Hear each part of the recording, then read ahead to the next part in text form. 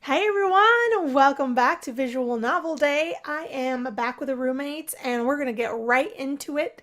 Let's do this. Week 15, Monday. It's starting to get really nice outside. The weather has been nice and warm lately. This is pretty much the perfect finals week. With spring break only a week away, I'm having a hard time concentrating on my schoolwork. I clap my hands on my cheeks to try and keep my head together. I still have all my finals to take. I can't afford to be distracted now. I've got a book in my lap, but my attention keeps wandering and I keep staring out at the quad around me. That's how I noticed Professor Task walking by me, which got me thinking about his extra credit assignment. I wonder if Max has already gone to see him. I begin wondering if I should go see him. The professor is almost through the quad. I can still catch him if I want, but I'm not sure I want to. No, I don't want to. I really trust that Max is going to do the right thing, guys. I watch Professor Task disappear into one of the buildings. I really don't want to betray Max. I don't even want the temptation of talking to Professor Task. I really hope Max hasn't betrayed me, but at least I'll know I kept my end up. I return the book in my lap, but a few minutes later my attention is wandering again. I look up at the building Professor Task went into and see Max coming out. That doesn't bode well, but there's nothing I can do about it. I go back to studying again and just hope for the best. Week 15, Tuesday. Wait, you want me to do what? Please, Anne. Sally was all worked up about this thing today, and I'm worried this scene might get ugly. I'm already stuck here fielding calls from the housing authority about student involvement. Apparently, Sally went down to the science building earlier to join a bunch of other students in protesting. What exactly are they protesting? I don't know. I'm paid to keep you people from burning the house down, not to watch your every movement. Sorry, Anne, it's been a rough week. Can you please go check up on her for me? I'm supposed to have a meeting with my advisor this afternoon, but we're going to help out because that's what we do. Come on, I'll pull some strings and I'll make sure your advisor sees you tomorrow. Well, okay, if you're sure you can get it rearranged. Definitely, thank you, Anne. I owe you. I head out the door and over to the science building. When I get there, there's a crowd of maybe 30 people, all holding signs and murmuring. The crowd doesn't seem ugly, but they do seem quite disgruntled.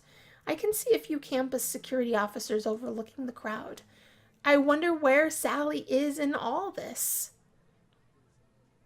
Are we going to stand for this? Right on cue, Sally is standing on a box of some kind at the front of the crowd, speaking into a microphone. When I found out they were doing testing on animals here at our school, I sent out the call for action. I'm really happy that you all answered that call. But now we need to send up a different call. A call to stop the atrocities happening right inside this here building. The crowd cheers for her, hefting their signs high. I can see the security guards getting restless. A few of them are reaching towards their belts. Of course, the school doesn't allow weapons, so they don't have anything on their belts. Still, it's worrying. I make my way to the front of the crowd and wave to Sally. And that's why we cannot stop our clarion call until these monsters have given up all the tests they're doing on animals in there. Are you with me? The crowd cheers again while I try to get Sally's attention. That's what I thought. And if those cowards don't get out here soon, then we're going to bust in there and free those animals ourselves. This is just wrong. The crowd cheers again, even louder this time. The security guards are definitely getting nervous. I frantically wave Sally over as she finally gets off of her box. Oh, Anne, hey! I'm so happy you came. I actually came because Dominic asked me to check on you. I didn't even know this was happening. Well, I'm here anyway. Oh, well, I'm so happy you came. How did all this start? Right. You won't believe it. I was on our campus message board when I read a post that stated they were due to begin their testing with animals today. A message board post? Really? Yeah. The guy must have been a scientist because he said it was going to be really hard to deal with. He said he was expecting a lot of suffering. They're testing on suffering animals. I can't stand for that, Anne. Sally, look. The internet is full of liars. I remember when some post had me convinced that malaria was carried exclusively by 6-year-olds. Are you sure this was true? Well, answer me this. If nothing is happening in there, how come they refuse to let us in and see? Huh? Maybe because there are 30 angry people out here? Yeah, 30 people angry about all the lies. Look, are you with me or against me here? I've already had to tell those stupid rent-a-cops that we're perfectly in our rights. Don't you start with me, too. Go back home and do some quick research or support Sally. I'm going to do some research. Look, Sally, I'm not against you, but this all seems really weird and hasty. Let me look into this a little bit more. Maybe I can get you some more specific information so you can properly accuse them, okay? Just promise not to charge in until I get back, all right? All right, fine.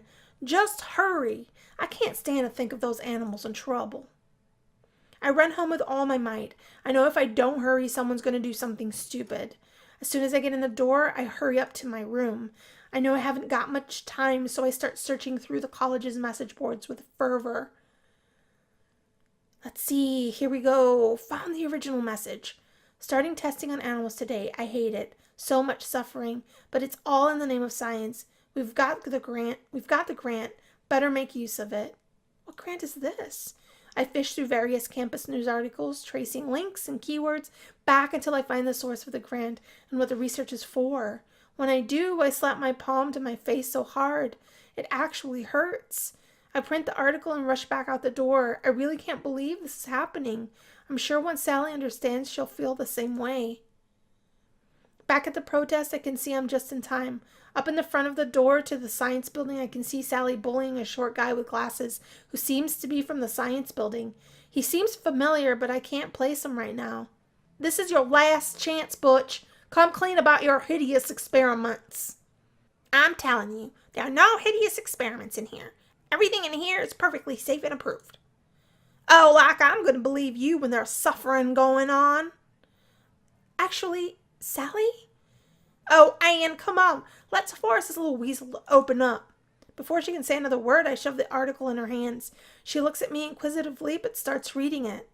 Butch leans over the paper and nods in understanding. Oh yeah, that would pretty much explain what's going on in there. You can see why we don't want to discuss it. Sally turns red as a beet, then turns to the audience with her megaphone up. False alarm, people. Go home. Nothing to see here. Scram. Then she drops the microphone and walks off, whispering a quiet thanks to me as she passes me. I hope she gets over this. Her heart was in the right place, but oh well. Butch scratches his head, equally embarrassed, and just wanders back into the building. For my part, I hurry after Sally. Maybe I'll treat her to lunch. What the hell was that about? Why didn't they say what it was? What's the suffering? Now I want to know, y'all. Week 15, Thursday. I got finals all week, and yet I still feel I have a ton more studying to do.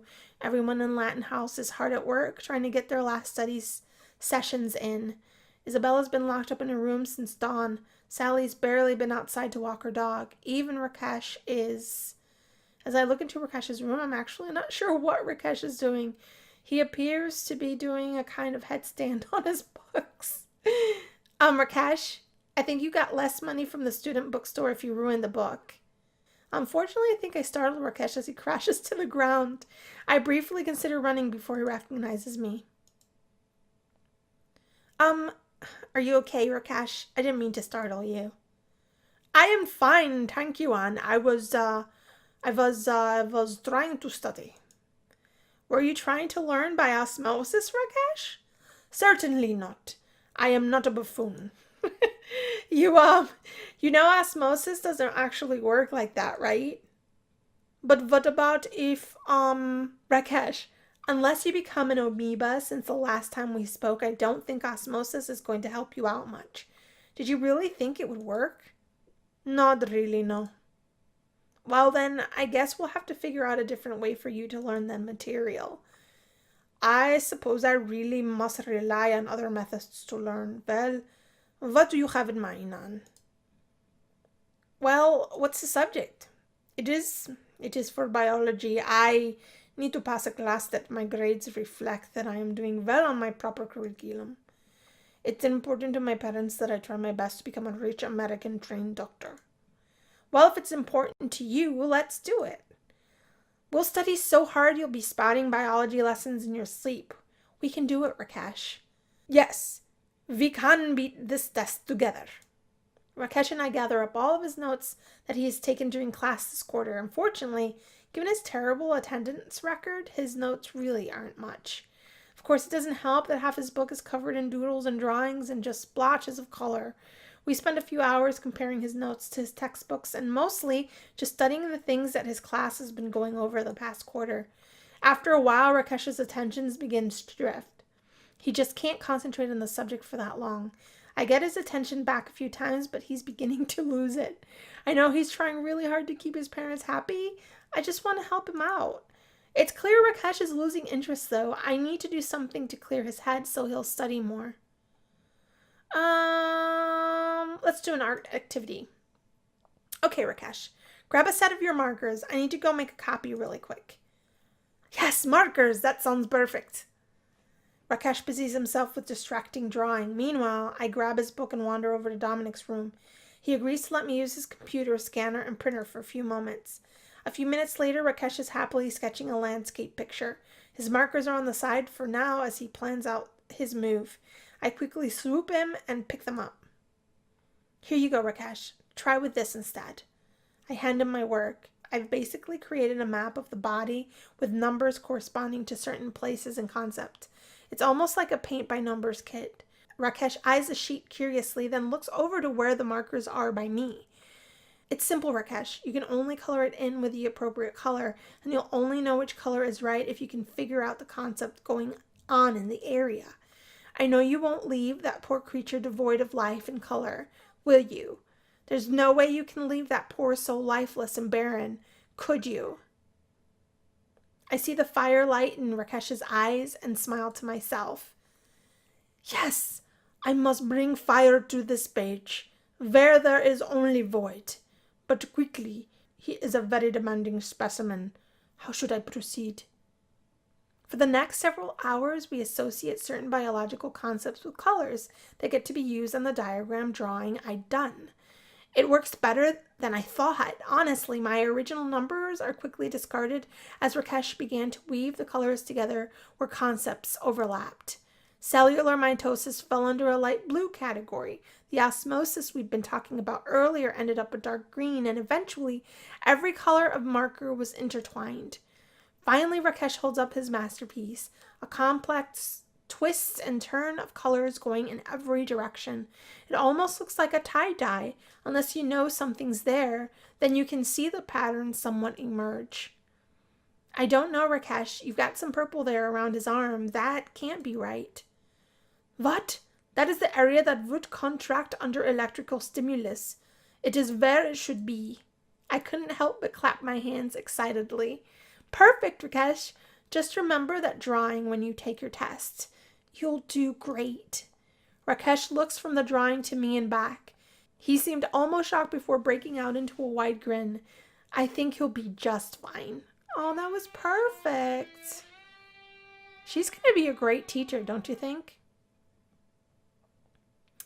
Not that that's what she's studying, but whatever. Week 15, Friday. Professor Task's final is grueling. I swear he's never even hinted at half of these concepts before. I try to peek at my study partner to see if they're breezing through this, but Max's head is bent down just like everyone else. There's nothing else for it. I'm just going to have to finish this test out and find out what happens. Once my test is complete, I walk down to Professor's desk. I try to sneak a peek at Max to see if they're having an easy time or not, but it's impossible to tell. Ah, finish then? Hang around a few moments. We'll discuss the results of a little extra credit experiment. I nod with a bit of apprehension. I'm not sure I want to know what happened, but I suppose it's all part of the experiment. I return to my desk and busy myself for the remainder of the test time, watching as everyone else slowly hands in their tests. Finally, the only ones left in the room are myself and the others in the extra credit group. Well, ladies and gentlemen, here we are. Time to find out which of you will be failing and which will be getting C's. Max looks over at me, raising an eyebrow. I shrug and just look back at Professor. Okay, starts running through the stuff, shall we? Let's see, Marvin, you fail. Looks like Tara came to me pretty quickly. What? This is crap! Suck it up, sunshine. You knew the rules. I watch Marvin run out of the class looking like he spit nails. Okay, who else have we got? All right, Roxanne? Yes, Professor. Congratulations on your B. I'm surprised you managed to convince Jared to study. Roxanne looks fairly pleased with herself. I guess a B is better than failing. Finally, Professor Task looks at me. I'm so scared, guys. Did he do it? Did Max flunk her out? Looks like you kept faith, Max. Such loyalty brings a tear to my jaded and uncaring heart. Wait, no, that's heartburn. Anyway, you both took things normally, so I guess I'll actually have to grade your tests. I'll get back to you on your grades, but I assume they'll be fine. That test was brutal. I wouldn't exactly get your hopes up for a good grade just yet. Max grins at me, and I can't help but smile back. I don't care if my GPA dips a little. I'm just glad we worked together to overcome this. I'm so happy we did it and didn't give in to temptation. Just a little, though, huh? Don't push your luck, mister. I think that's the lot of you here. We'll deal with any other stragglers later. I slump down on my desk, mostly just glad that the tension is over, when Professor Task's cell phone suddenly breaks the silence. Yes, I put them in a prisoner's dilemma. Well, I'm a sociology professor, of course it's relevant. Well, how was I supposed to know his father was a donor? What's going on? Professor Task is frowning something fierce. Someone's clearly reading him the riot act. What? Hell no, I've got tenure. He can go to hell. The grades are staying. I didn't get where I am grading papers and not about to start. Fine, yes, I can make it up to the students somehow. How about... But that's my... I was going to... Oh, fine. Professor Task looks fit to be tied as he puts his cell phone away. So apparently Marvin is a little crybaby and went whining to his dean. 30 minutes later, Max and I are standing in front of the stunned member of Latin House. Seriously? Yeah, apparently the dean tore into him something fierce. So to make up for putting us through that, we all get to use Professor Task's beach house this spring break. We have to pay our own way, and it's only the space. We're getting no amenities, but it's on a private beach, so we'll have the place to ourselves. Oh man, this is going to be so sweet. I'm gonna get packing. I hope I have a good swimsuit. Can I bring Vegemite? I don't think so, sorry. It's okay, I'll get my friend Jovia to watch him. Woo, spring break! I watch everyone gather excitedly and go off to start packing. Hopefully this will help us forget the ugliness that just happened, and we can all have a great time. Spring break, guys! This will start... I'm gonna save it. Save game. All right, so we're gonna start on spring break. I think this is the final chapter. I think this is it. We'll find out. This was pretty okay. I mean, we stopped Sally from breaking into the science lab, and we did okay with Max. Max didn't betray us, and I'm so glad we trusted in him, and then we helped Rakesh with his studies. I think that was brilliant. I'm super excited to see how this ends. Stay tuned for another visual novel day, I guess next Wednesday. I appreciate you guys. Virtual hugs, and I'll talk to you super soon. Bye.